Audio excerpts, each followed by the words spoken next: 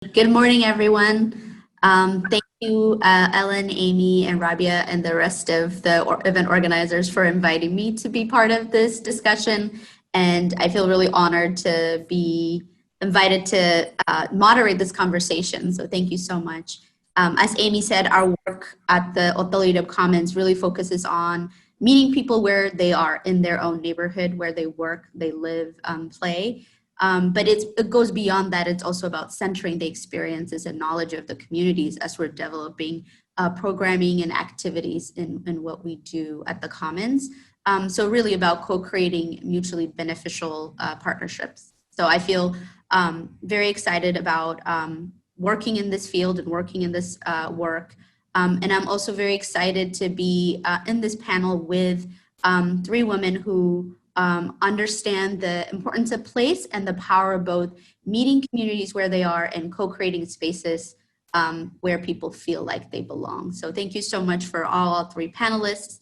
I'm going to go ahead and introduce each of them, and then later on they'll talk a little bit more about their work.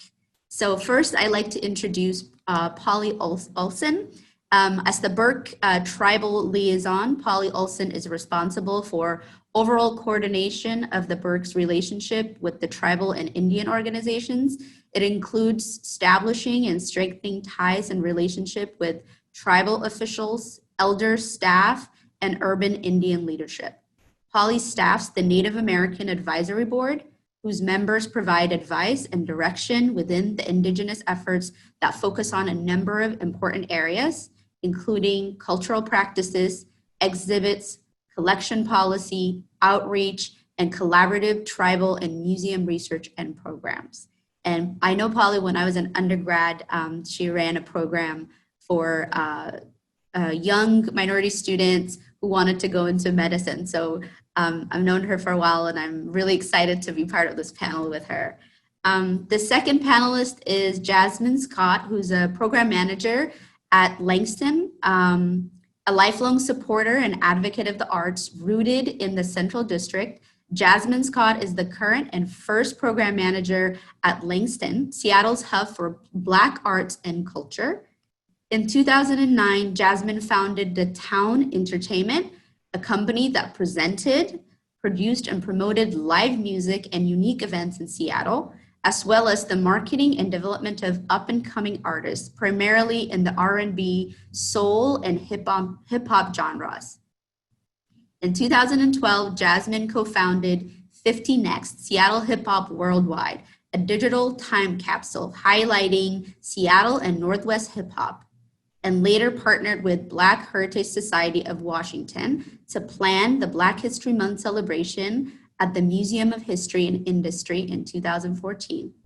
The success of that event led to the opportunity to curate a community exhibit on Seattle hip hop.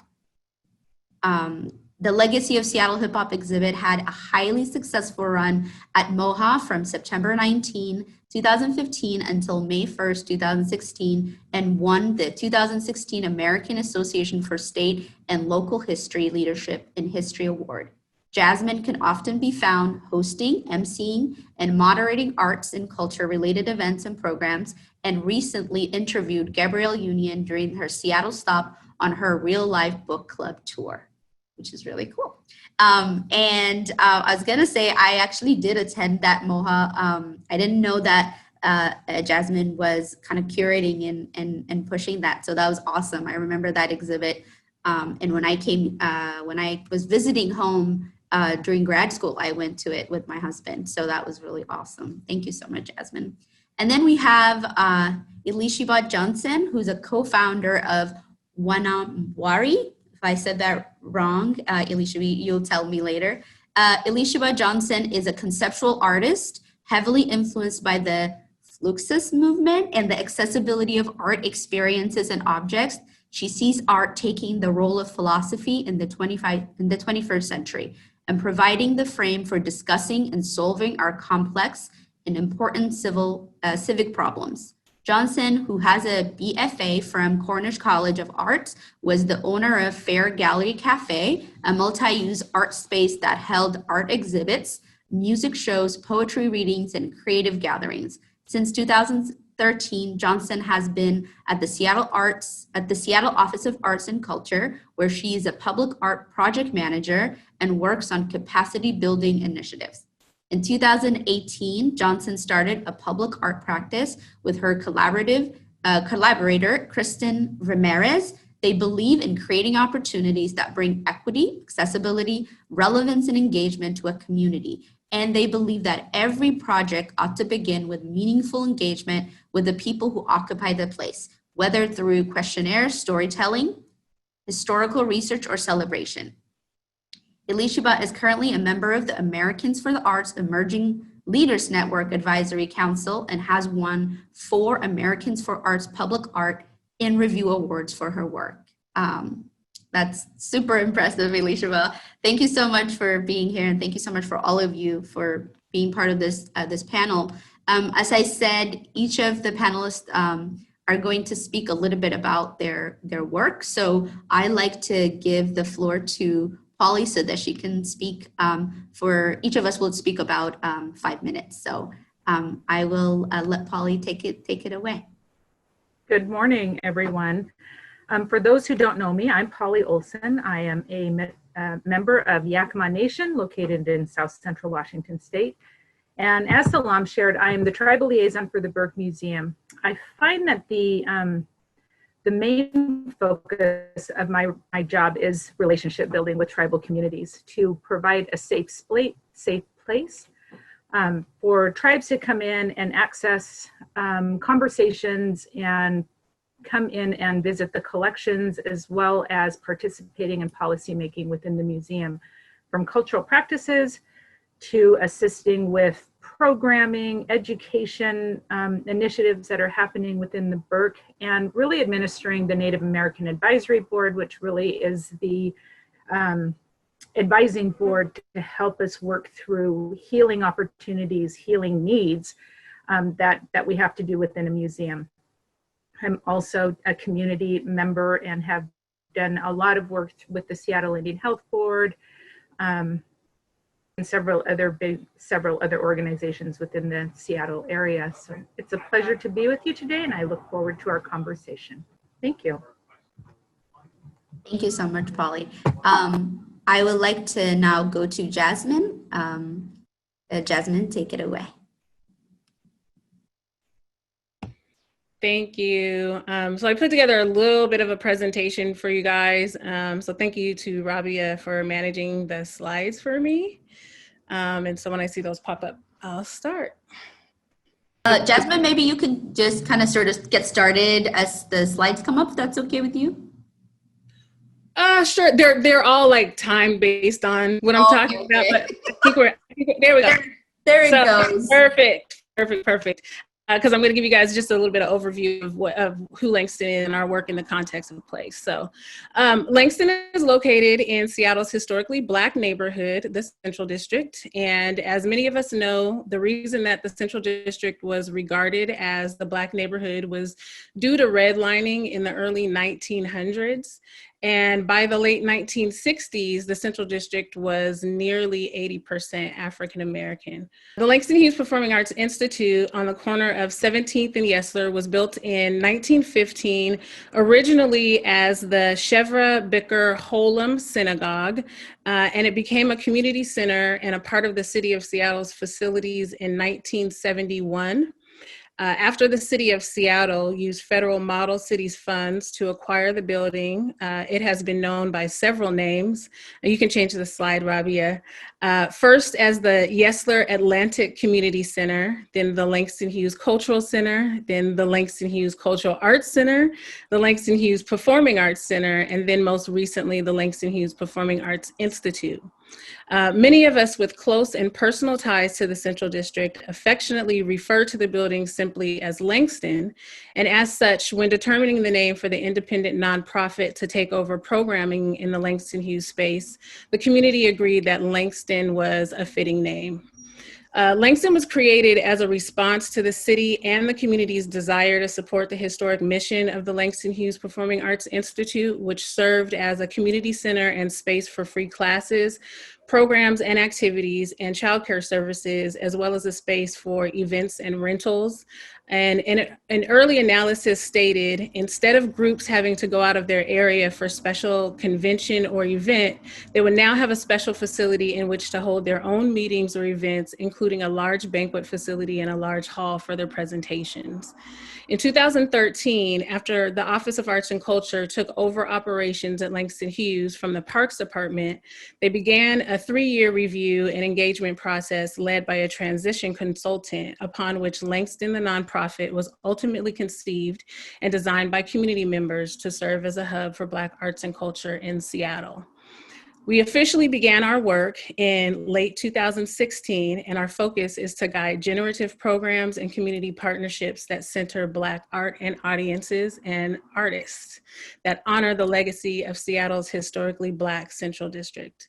You can go through the next 2 slides.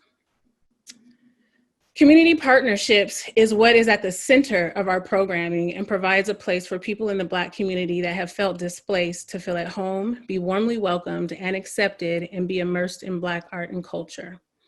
For nearly 50 years, Langston's significance as a cultural landmark has been exhibited through numerous programs and presentations. You can change slides.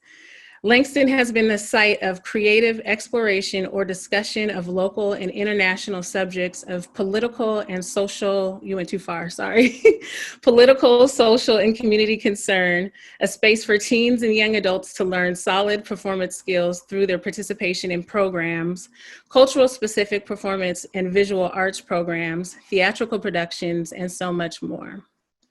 As Langston's program manager, a Seattle native and Central District resident, and someone with an over 30-year history with Langston Hughes, my priority has always been to ensure that everyone in our community, but particularly the demographic that we intend to serve, have a sense of place and ownership when partnering with us or participating in our programs.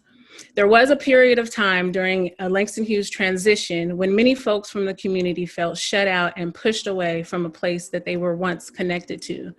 It's my responsibility to welcome them back home.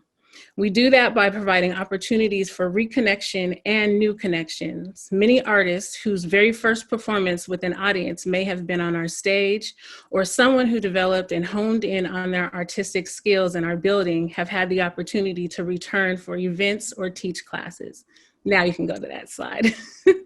While there are a number of venues throughout Seattle that performers and artists could utilize for their performances, classes, exhibitions, etc., many have chosen to return to Langston due to the fond memories and connection to community that is unique to this space. Additionally, as a new organization based in a historic location, that alignment has given us wider exposure as one of the primary go-tos when seeking experiences from a Black lens. You can go to the next slide. We've partnered with individual community members to create programs like our annual We Out Here Festival, presented during the week of Juneteenth and celebrates Black brilliance in all forms, or our Fade to Black monthly film screening program that explores the Black image in genre films. You can go to the next slide. Our partnerships with other local organizations have allowed us to provide filmmaking workshops for Black youth. Next slide. Welcome diasporic communities in the space for conversation and communion. Next slide. And amplify the voices of our LGBTQ+ community. Oftentimes, these types of programs are rarely seen to fruition when artists attempt to partner with larger and/or non-Black or POC organizations. This is typically due to exorbitant fees, leadership that doesn't have an understanding or appreciation of the work, and other unnecessary barriers that thwart Black artists' expression. When we open our doors and our resources to allow for Black artists to express their full creativity and brilliance, we are allowing the various and complex stories of Blackness to be told. We are also giving audiences a space to explore the many intersections of Blackness, you can go to the next slide, in a non-prohibitive, non-judgmental space, a space that welcomes community in all its beautiful forms while staying centered in Blackness. Finally, true connection cannot be made without honest and authentic leadership that is committed to not only connecting with, but actually being a part of the communities they serve or intend to serve. Next slide. I am proud to be a part of an organization that does just that. Myself, along with our executive director and board, give wholly of ourselves as we engage in this work. Every day, we bring our true selves in order to genuinely meet the needs of our community by listening, participating, building relationships, learning, and growing. During these unprecedented and ever-changing times, we continue to explore new and creative ways to stay connected and engaged with our community virtually until we can once again welcome them back home with open arms. Next slide. One last note about the importance of place is the importance of sharing stories with young people so that there is someone to pass the torch to. One of the primary reasons I do this work is because I have been a part of a community that wrapped its arms around me from a young age. I was shown and taught the significance of preserving our place, and without knowing, I was being groomed to be in the very position I am currently in. Next slide. I think that got switched around. Oh, there it is. As such, I understand the vital importance of grooming those that come after me to take over and continue this work. I want to end with a short clip from an interview I did with Africatown earlier this year, speaking about the importance of preserving our place and passing on the responsibility. This is the hub for Black art and culture. I don't care what happens in this city, this neighborhood, Langston will be there. Right? And so I need more us. Us's coming through. Yes. You know what I mean? So that they can come in and run this nonprofit, in 15, 20 years and expand on this mission and vision and values and goals that we're trying to create and uphold right now, And so we have to, it's crazy because I just feel like I'm my mom, I'm our parents right now because it's like, we have to pass this on. We have to pass the torch. We have to tell these stories so that they understand the importance of it, so that they want to pick up the torch, and it's not like we're making them, but that it's a natural thing for them to be like, you know what, when I get 20 something, I'm coming back. And I had a few kids be like, I'm coming back. Yes, I'm gonna go make my money and I'm coming back and I'm gonna buy up all the houses. I mean, they had these big, beautiful dreams, and I was like, and you can do that too. Thank you guys. Thank you so much, Jazmyn. That was great. And I was just gonna say that with Langston, that for my husband, anytime he wanted to, especially when we were dating and he wanted to impress me, that's where we went and we saw plays and dance and just socializing, and it was just everyone, the performance and everything is just something I hold really dearly. So thank you, Jazmyn, for all the work that you do. Thank you. All right, so now we'll have Elishiba give us a little bit more about her work and herself. Thank you. Thank you to Polly and Jazmyn. My work actually intersects very much with Jazmyn's. WANAWARI is very much a social practice art project and an anti-displacement project that masquerades as an art center. So I'll talk about that for a little bit. So I have the house that fights displacement with art. Let me just change my view real quick. So these are the four co-founders, me, Inye Wakoma, Jill Friedberg, and Rachel Kessler. This home is Inye Wakoma's grandmother's home. His grandfather, Frank Green, and his grandmother, Golding Green, moved here, in the early 1960s, they bought their first home, in 1951, they bought their first home, which is actually the home that Inye Wakoma lives in. And the second home they bought is the home of WANAWARI, which has always been a rental home. At one time, Frank Green wanted to own every house on the block. And at one time, he owned 6 houses in the Central District in South Seattle. Now the family has 3 homes, and they're really, like a lot of Black families, struggling to figure out how to keep those homes in their family. The home always operated as a community center. I think that Black people's homes have acted that way. So you'll hear people in community come up to the house all the time and say they grew up there, whether or not they were part of the Green family or not. Everyone was actually a part of the extended Green family. And we feel like we're actually fulfilling that mission in a bigger way or extending that mission. So that's why it's important to show Frank and Goldine right here. Our mission, Wanawari, creates space for Black ownership, possibility, and belonging through art, historic preservation, and connection. So the four of us got together and really decided what would it mean for four artists to rent this home in a historically redlined neighborhood. As Jazmyn mentioned, right, the Central District was the only neighborhood where Black folks could own property. And then over the last 20 years, we've experienced extreme gentrification. So this neighborhood at one time was 80% Black, and now it's less than 10% Black. So the actual psychological effects for Black people coming back to that neighborhood and feeling and having, you know, white folks disregard them, make them feel like they don't belong there, even though they grew up there, is very, very real. And so we were really trying to understand what would it mean for us to reclaim physical space that has been a space for Black people for a long time, and make sure that people feel welcome again, right? It's a very deliberate act. So we, like I said, we do that as an art center. We have 4 visual arts exhibitions at one time, local, regional, and national Black artists. We have music, we have dance, and the community can come in and propose any type of event they want. So I'm just showing some of the stuff we've done really quickly.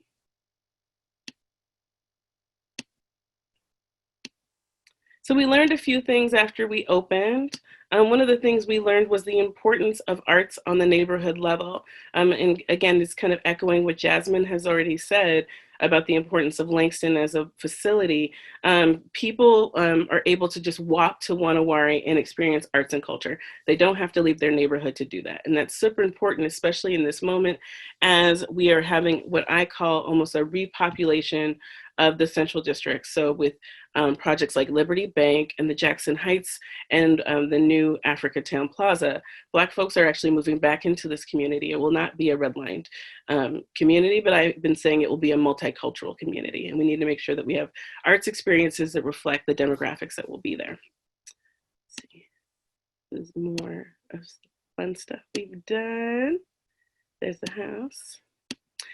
So what we've also learned through this project is that we can scale up this model. So right now we have another part of Wanawari is our organizing work called the Central Area Cultural Ecosystem 21st Century, or CASE 21, which is where we're working with Black home activists and organizers to put out a survey. Right now it's actually, we have some people working for us that are implementing the survey as we speak, asking Black homeowners and Black cultural workers, what are their needs, right? And is there ways that we can, if Wanawari is a way that arts and culture can keep this house in the Green family, is there a way that arts and culture can keep other people's homes in the Central District?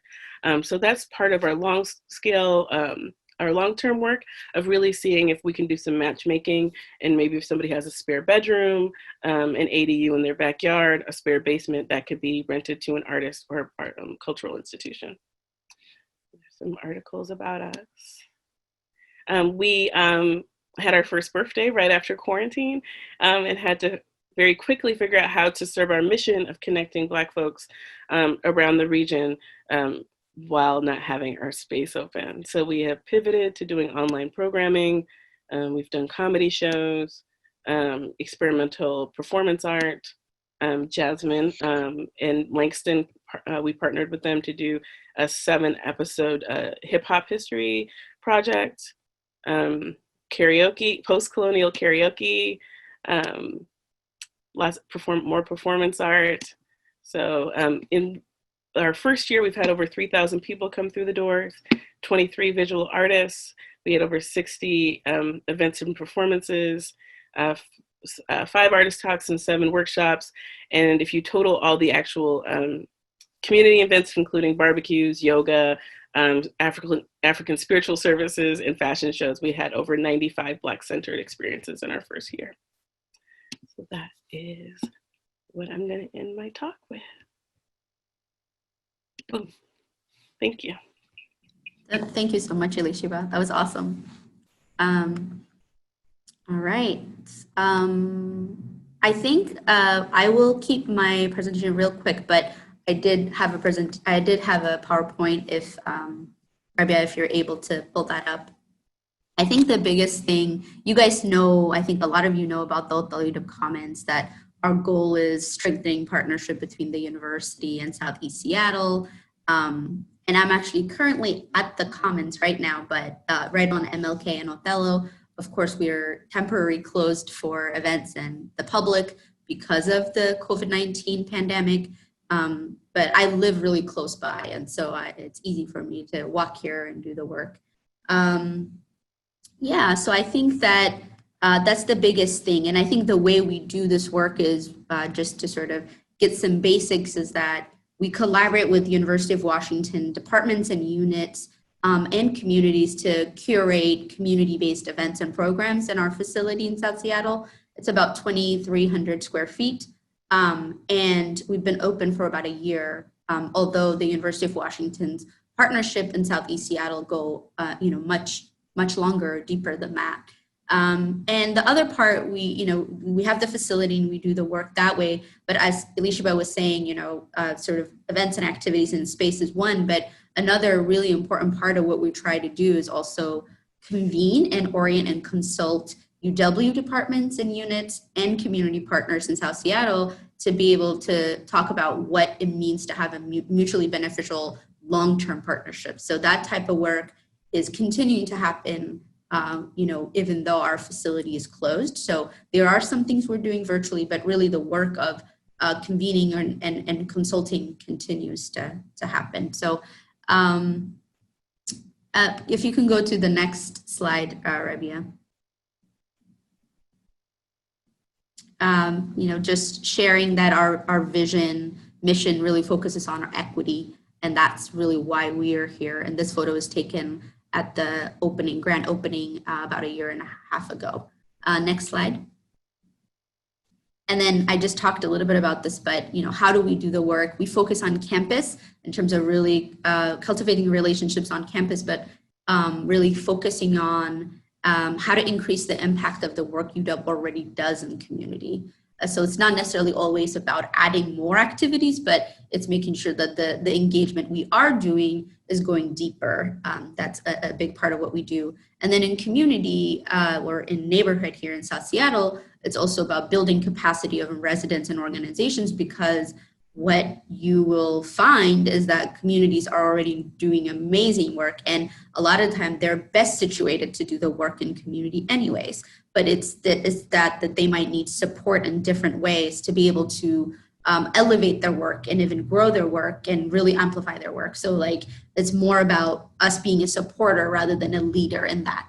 And then the third part is the field. So we're not the only university thinking about a campus community engagement and also having a physical place in community where we want to work together. So it's also collaborating with other universities and talking with each other about how do we do this work? How do we do this work better? So next slide, please. And here are some of our community partners. There are many, but I just posted a couple of them or some of them. South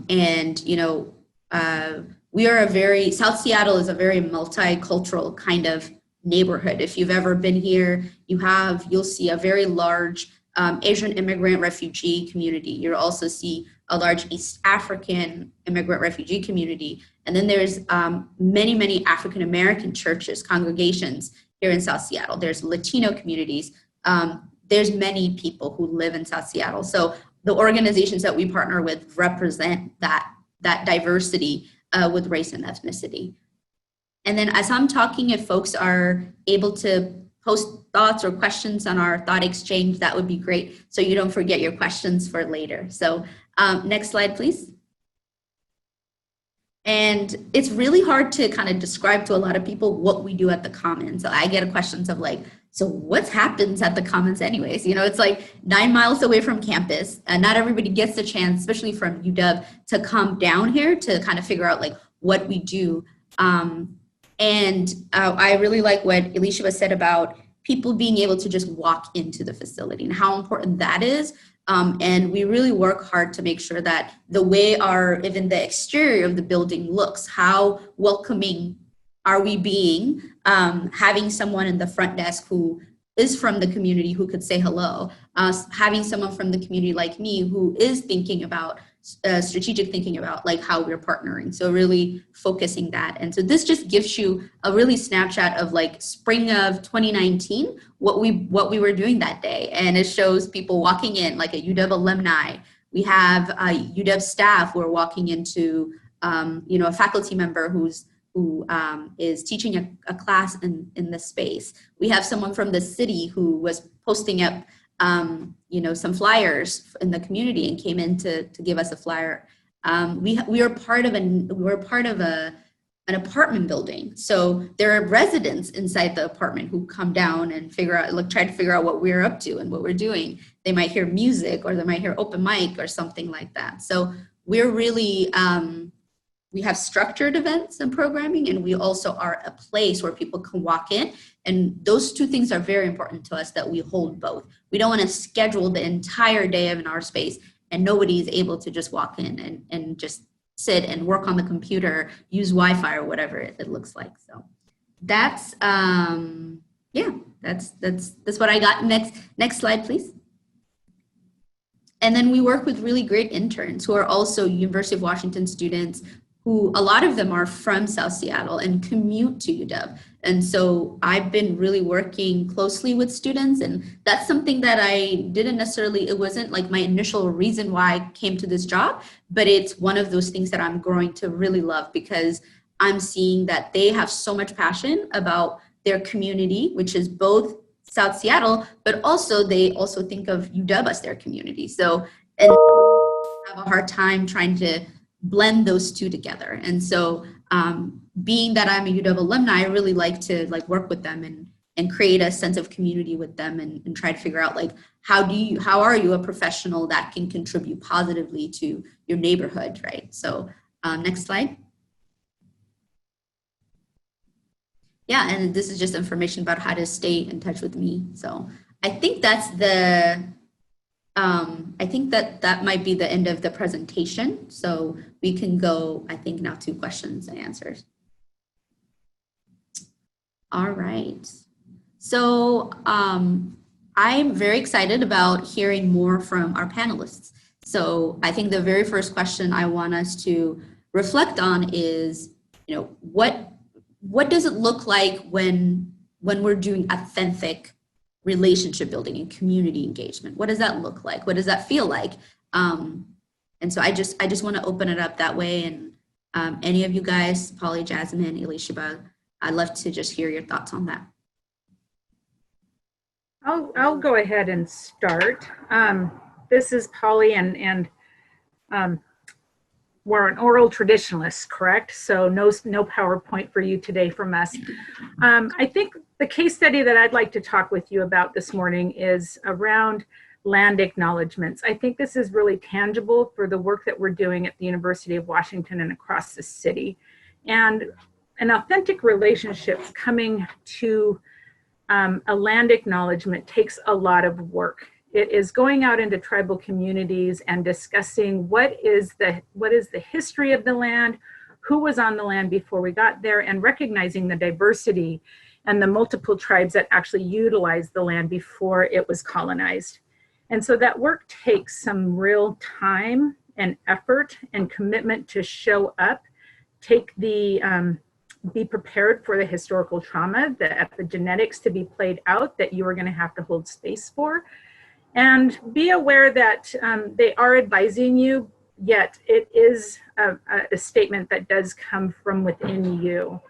I am finding, as we worked on creating the land acknowledgement for the Burke Museum, that it feels a bit rote, that we're just doing, we're just making a statement. It took us 9 months to come up with our statement, which sounds it sounds generic, but actually the work and the healing and the conversation has been very powerful for us. And as we move to the next phase of our relationship, I'm finding that instead of stating that we stand on the land, I feel that it's really important to acknowledge the ancestors and those that were the displacement of the original peoples of this land through forced military movement and the stealing of the land and all of that harm, that it's important for us to just really stop and consider asking for permission. asking for permission to come and have these difficult and intellectual conversations in the agencies that we sit in, departments that we sit in, and be mindful to not appropriate somebody else's statement when they have gone out into the world and committed and made those authentic relationships or healed those relationships. I have been reached out by numerous colleagues within the University of Washington asking if they can use our statement. And so I'm working with the Native American Advisory Board on how to respond to these requests, because I don't know if I have a relationship with you and am the speaker for that work to allow it to be used for somebody else's department if they haven't worked on those relationships. So I'm currently sitting on the ancestral lands of the Tualatin and Cowlitz tribe down here on the Columbia River in Portland. And so this is actually some of my original ancestral land. And so for me, it feels good to be home and to be able to sit in this space and say and share these words with you.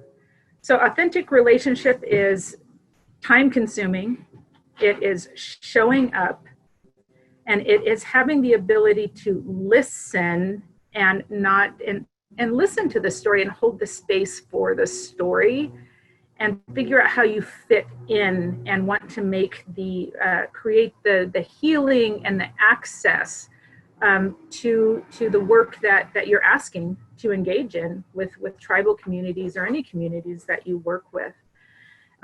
Another part of authentic relationship is remembering to include all communities and not just certain ones. I find that in tribal communities, we are an add-on to the conversation late in the game, not at the beginning of the initial idea of what's going to happen.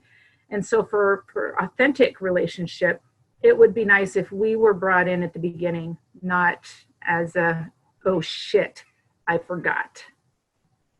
Pardon my language, but it is real, so that we have time to really do the work and engage in a full heart with you as we move forward in building that relationship.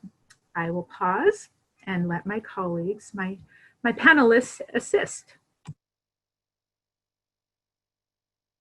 That's a really big question. I think Polly hit a lot of the major points though. Authentic community engagement starts with lots and lots of listening. So you're just gonna listen to the community and what they need. And then you'll kind of let that process drive what it should look like. So I'm going to actually use a public art project. For example, me and my collaborator have been working in Tacoma in the East Side, and it's a very diverse community. And we just started going to different community meetings, and we learned that there weren't a lot of kids walking to school for whatever reasons. Their parents didn't think it was safe, whatever. And so Safe Routes to Schools was really trying to encourage kids to walk to school. So that was where an opportunity where we're like, actually, why don't we use our art project to amplify what the community needs are? So we hired a friend of mine, Jazmyn's friend, Aaron Walker Loud, and he brought a bunch of musicians down, and we had them play music to encourage the kids to like cross the street to get to school. And we had hot cocoa, and we did a whole scavenger hunt to encourage them. So I think like I would have never thought to do anything like that if I wasn't listening to what the community needs are. And so I try to be really open because I'll never know what I'm going to do or what it's going to look like. So that's why I was like, you just got to start listening first. Yeah, and I'll just say, I mean, I tried to cover a little bit of that in my earlier presentation, but, Langston was really created based on what the community said they wanted in that space. And so literally the work that we do is a response to what the community said that they wanted. And so every day is a mission to fulfill that for us. And so we were literally just created for the community. And so that is a part of it. And then to echo something that I already said and something that Polly said, and what Liz said, like the work is really listening and being a part of the community that you are trying to reach, trying to serve, whatever you really need to, we all have these ideas about what we think is right and what we want to do based on our own experiences or whatever. And even as somebody that is from the community that I serve, that doesn't mean that I know everything.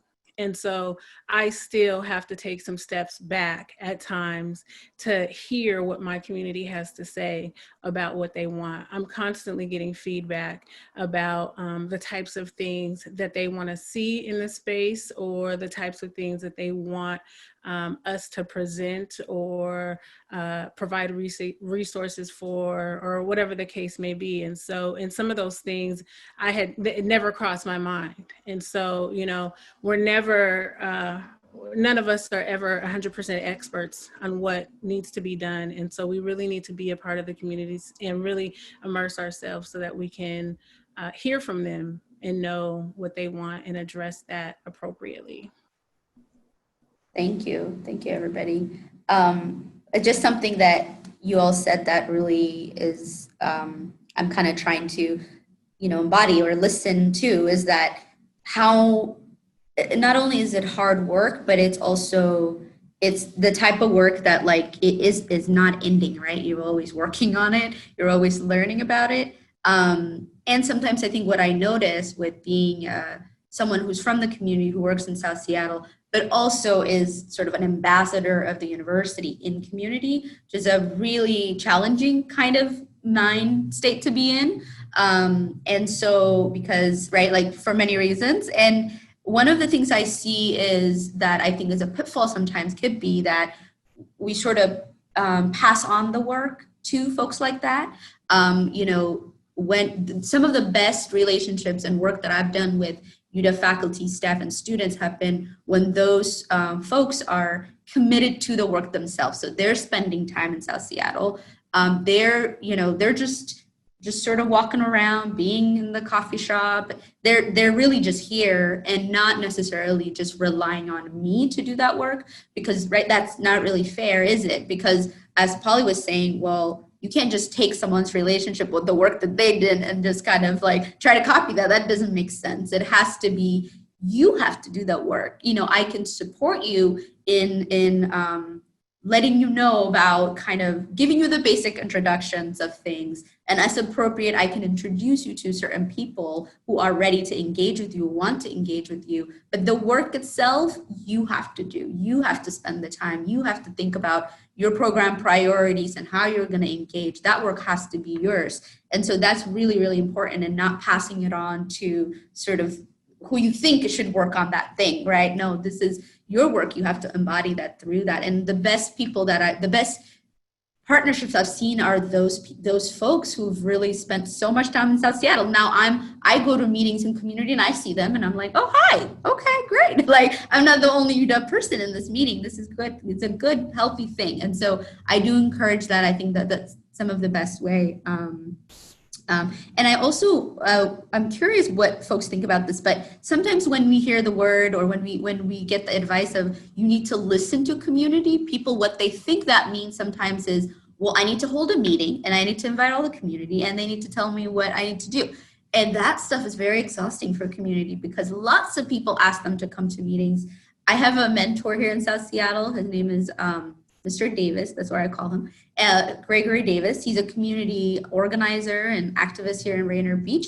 And one of the things he always says is like, read the neighborhood plan, you know, because that's, you know, he's like, we already been thinking about what we wanted to say and how we want to be engaged with. And we wrote it in a whole document. And please read that before you schedule a meeting with me and ask me about what I want in the community, because we already went through that process and articulated it. So be cautious about what that means when listen does not necessarily mean, you know, calling me up or Jazmyn and saying, let's go to a meeting. Maybe that does mean that, I don't know, but it just, that doesn't have to be the only way of listening. And so I just wanted to hear a little bit more about that. What does that mean when you have to listen to community? Yeah, I want to say something about that too, because that doesn't mean listening on your terms. You know, I think that's the thing that folks get confused, is that you know, true engagement and authentic engagement is not about doing it on your terms in the way that you think it's right. And by calling a meeting and basically requesting our labor for your understanding, right? So the right way, or the more appropriate way to go about it, is to actually show up. Do your research, find out what's going on in that community, find out and show up and learn. Be quiet, right? And just learn and take in what you need to take in. But so many times, you know, all of us on this panel, I'm sure, have had our emails flooded and our phones, you know, ringing off the hook from people who just like, can I meet with you? Can I talk to you? Can I pick your brain? Can I do this? Can I do that? And that's exhausting, especially when we're saying the same things to various people over and over and over again, when instead, if they showed up, participated in the things that we're actually doing in our communities, they would get the answers that they were actually seeking. And so people really need to step outside of themselves and really stop thinking about, you know, centering themselves in their ways, and their way about doing things, so that they can actually receive what it is that they're truly seeking. That grinds my gears. So yes, thank you for letting me respond to that. I would agree with Jazmyn 100%. And I think, you know, the work that you also need to do within yourself is to acknowledge and sit with your own fear as you come into our communities. Believe that we come in, we enter with our own fears as we enter conversations in a predominantly white crowd. And it's okay for you to come into ours and feel uncomfortable. And know that if you were invited and we've invited you in, we've got you, but you need to come in with your authentic self and show up and just be part of the ceremonies or the celebration or the conversation, you know, in a good way. But yeah, don't have us continue to repeat ourselves. I also find a lot of University of Washington departments, communication is essential internally as well as externally. I'll use Yakima Nation as an example. We call and we say we want to come in and talk, and they were like, well, UW was just here. So how can we as leaders in this circle kind of hold some better space and let each other know when we're going out and doing work in our communities around the nation, around the world, as we go in, because that is also, it distracts from the work that we have to do, especially in tribal government, because our priorities are higher than that, dealing with the federal government issues and COVID right now.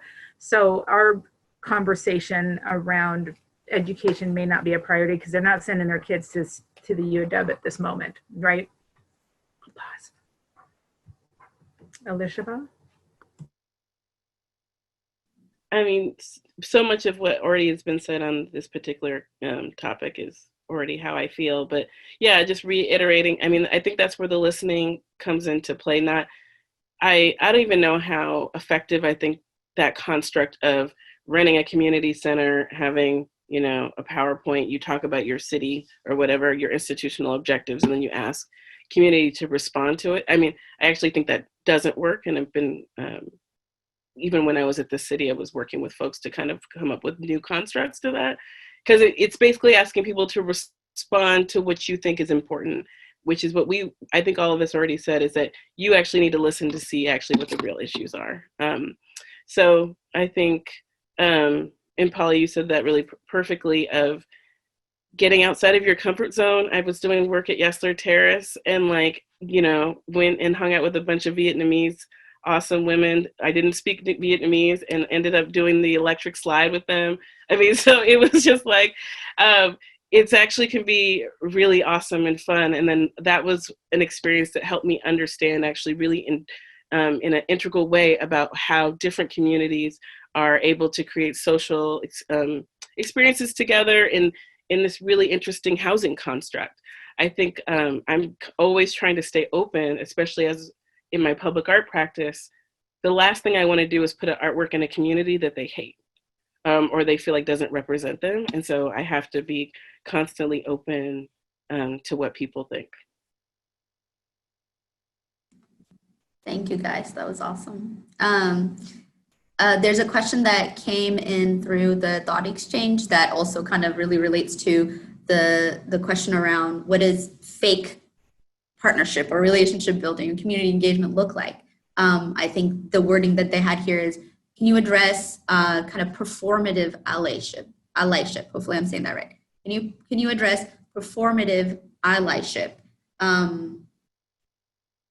Yeah, how can it look? How can we sometimes with good intent maybe, but show up in ways that are just performative and not really, they're just surface level, not really real community engagement. I feel the land acknowledgement is kind of moving into that platform right now. It's a good idea, and it feels good, but what are you really doing? And are you really speaking to the tribal leaders around the real work that you want to do and including them in the deeper level of the conversation? Another one fake for me is, again, the last minute ask of a Native American, of a tribal leader to be involved. We should be thought of first, not last, because this land that you stand on, again, as we've said, is the ancestral land of the First Nations people, of the indigenous people and the tribes of this land, and the diversity of the people is immense. And so that should be first. And when we're not first, it does feel exclusionary and at times fake. I'm trying to think about maybe I should let Jazmyn go. I think performative, I think we kind of know what that is. It's anything that's not authentic or coming from your heart space, right? We're like in the biggest civil rights movement in history. And some people are like gonna donate to some Black arts organizations once and think they did their job, or go eat at a Black restaurant once or twice. And then they'll go back to maintaining white supremacist power structures. So I think, are you actually interested in dismantling things and making a truly equitable world? Are you actually interested in hearing what people need? That was kind of with the example I said with like institutions go to community and they already kind of have an idea of what they want. They're like, we want to change the street, we want to build this new building.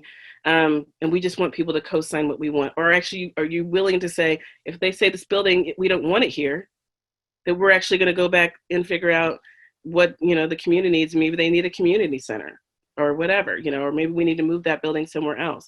Are you actually willing to like restructure your whole plans based on what you learn? Otherwise, it is performative. Exactly. And I used in our conversation last week, I used the word pandering because that's what it feels like to me, in certain situations. Like, you certainly know when you're being pandered to, or when you're being approached to be a token for organizations or companies or whatever. Like, come be our Black or POC face because we want to show that we know Black people. So, there's that. And then also, a great example that I think that you were alluding to was that in this time that we are currently in, specific requests are being made. And instead what we're getting is, I stand with you. Let me paint a mural on the street. When we're saying, hey, just, why don't you change the entire structure upon which your police force was built so that you'll stop killing Black people? And they're like, we're going to put out a commercial and say, we understand, and we're going to let you paint on the street. And that's all fine and well, but that's not addressing the root issue. And so to me, that's just pandering. That's like, let's put a Band-Aid over it so that we can try to make, folks feel good for a moment, and then maybe it'll go away. And that just doesn't work, And so I speaking from my perspective as a Black person, like, we are in a time right now where ultimately, like, we're fighting for certain things and we're being pandered to and or ignored.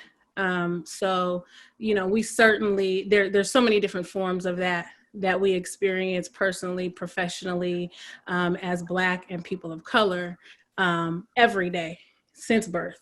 And so, certainly for those of us that are doing this type of work, if you cannot approach us authentically, and like Polly said, bring your true self, then, don't bother. with me.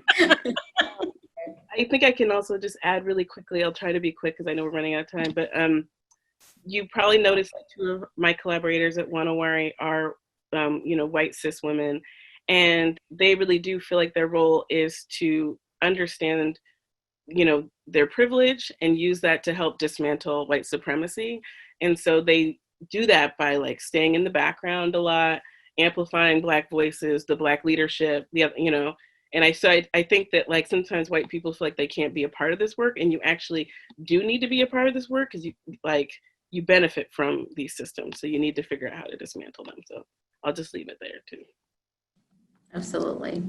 Yeah, I think one thing that I heard that I really connected to is this idea that, it's sort of definitely not a checkbox that you could do, whatever that looks like right now, whether it's supporting a Black business or whatever it is, it's very tempting to make those lists and check them off and feel good about ourselves. But it's just isn't, that's not what folks are asking for. That's not what communities are asking for. So I wanted to ask a little bit more about you guys' thought around, because right now it is such a pivotal moment in many ways. One, we're in this COVID-19 health pandemic that we're all impacted in some ways. But then you also have this moment that's really at folks' like front, that we're talking about Black lives and we're talking about police brutality, and there's some very specific things being asked of systems. In this moment, how does community engagement change because of that? Like, if people are just entering into wanting to do this work, how do they navigate through these two moments that feel really, really important right now? And hopefully that made sense. But I think part of it where I'm trying to get at is with COVID-19, for example, with our work, like I'm not going into community meetings in person. But I think what I've been really telling people, because people are like, are you even doing anything now because the space is closed? So, and the communities are not meeting. I'm like, oh, we're doing more now because there is, you know what I mean? There's a lot more urgent needs that are coming forward. And so, yes, I'm not going physically in person to a meeting, and nobody else is too in the community. We're taking that very seriously, but I'm in conversation, I'm in continued conversation, and some things are, priorities change, so now I have to respond differently. So my work is continuing just in different ways. So I want to have you guys reflect on that. And I also want to say for everyone that we're at 12:02, so we're a little bit over. If we're going to try to go until 12:10, if that's okay with the panelists, and for the rest of you guys, stay on if you can. So, but yeah, how does this moment, how are you guys reflecting on the moment in community engagement? I think we at first, when COVID hit, we tried to just pause because I think we wanted to acknowledge for ourselves internally, but also externally, that there's a lot of grieving happening, right? And just like, the capitalist economy is failing, it's been failing for a long time, and the democratic socialist in me is like, burn it down. But we're seeing how much it fails people, and I think it's time for a new system.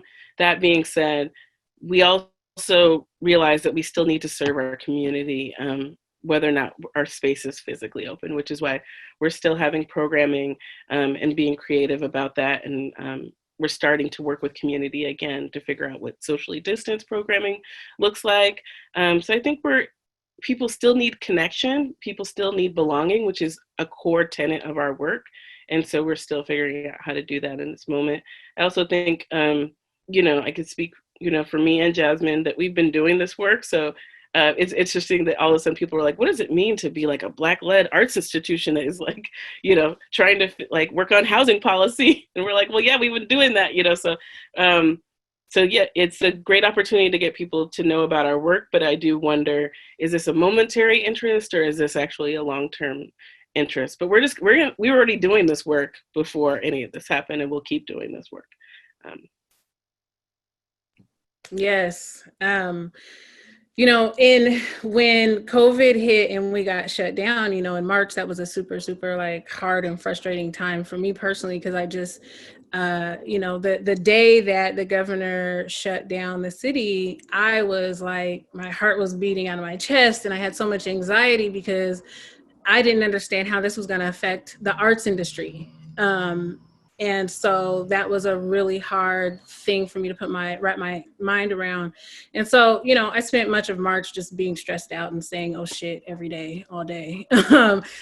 Beyond that, once April hit, you know, one of the best things that could have happened was the project that myself and Enye-Wokoma did, you know, as a collaboration between Langston and Wanawari. So 2 powerful forces in the Central District, Black organizations, came together to present a virtual project. And there was so much power in that because we were able to offer something to our community virtually that at a time that was so important, not only with COVID, but then with this movement that we're in that kind of happened in the early parts of this project that we were presenting. It provided, a lot of people said, just like that break that they needed.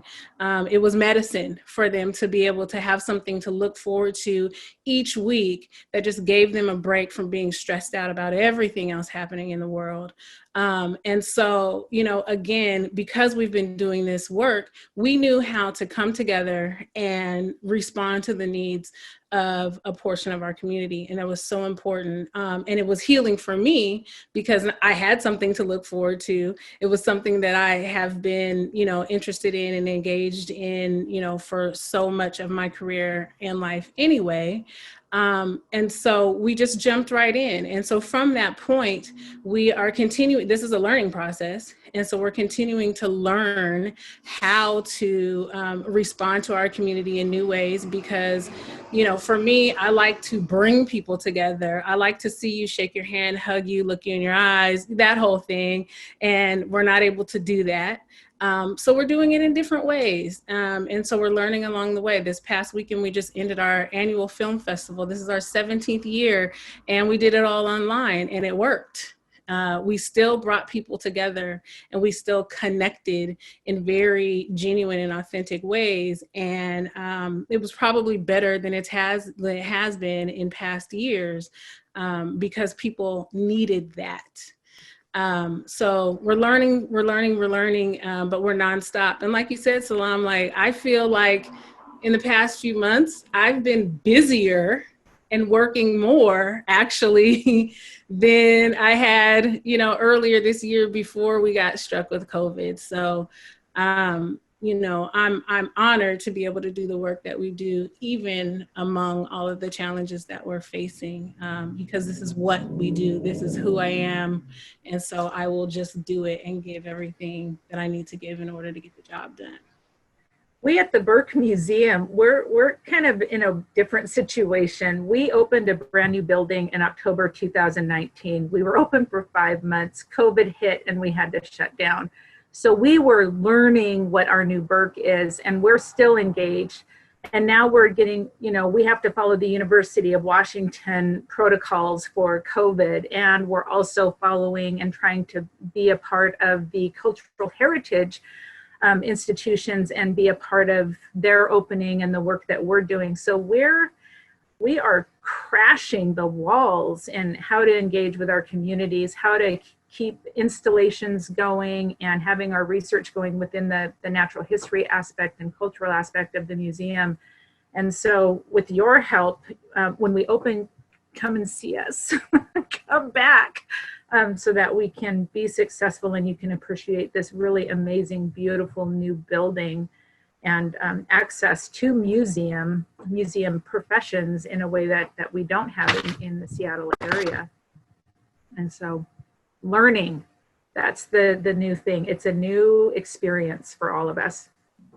Absolutely. Yeah. Same here with us at the Common too, is pivoting, changing, learning how to do this differently. And then sometimes I like what Alicia, what you said about pausing, because I think what I noticed is with all of this stuff happening, I think there's this like need to just keep going. And there is something to be said about pausing and saying like, okay, what do we need to do differently? I think that's really important. I think we're coming to the close. So what I wanted to do is just give you guys an opportunity to to share where folks can continue to learn about community engagement, more about your work. Where could, maybe it's social media handles or whatnot, but where could we keep up with all the great work that you all are doing? I'll plug in my thing. So for us this summer, we're doing virtual open office hours. So those are Thursday at 12. If you go to our website, Otoledo Commons, you're able to sign up to the mailing list, and it allows you to hear about all of those things. Also, just email me. It's just my last name, Ms. Gano, at uw.edu, and I'd be happy to talk to you about ways that you're thinking about community engagement, especially as it relates to South Seattle, since that's the focus of the work that I do. But I'd love to open it up to the other panelists now.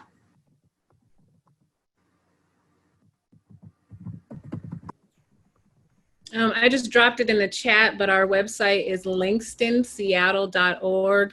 We're working on transitioning it from film festival focus back to our normal website, so bear with us. But we're on social media, on Facebook as Langston Seattle, on Twitter as Langston Seattle, and on Instagram as 206 Langston.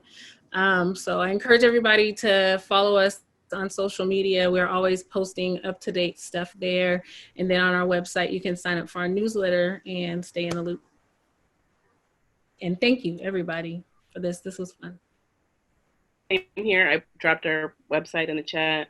You can follow us on social. It would be good to sign up for our newsletter. We post relevant articles about what's happening on kind of like the land use development, anti-displacement policy front. But also we do really fun arts experiences. So I hope you come either online or in person soon. Our doors are currently open, so you can visit us on Fridays, Saturdays, and Sundays. And thank you. It's been really fun. I'm just up the street when we're all back on campus. Burke from Home is a really great virtual program for you to check out. And then we have curator conversations online as well. So thank you everyone for joining us today. Yeah, thank you so much, all of you. Yeah, this was a really great conversation. Thank you to the organizers for inviting me to moderate. That was really awesome. Great experience for me. So hopefully you all enjoyed it as well. Thank you.